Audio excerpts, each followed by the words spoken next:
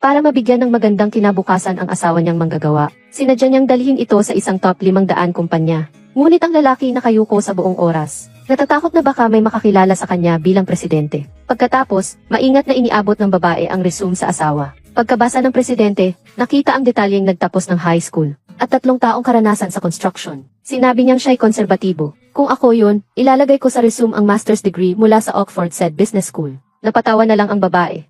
Iniisip na ang asawa niya ay puro kalokohan lang. Pero hindi pa rin sumuko ang si. Yumuko siya at sinabi sa babae.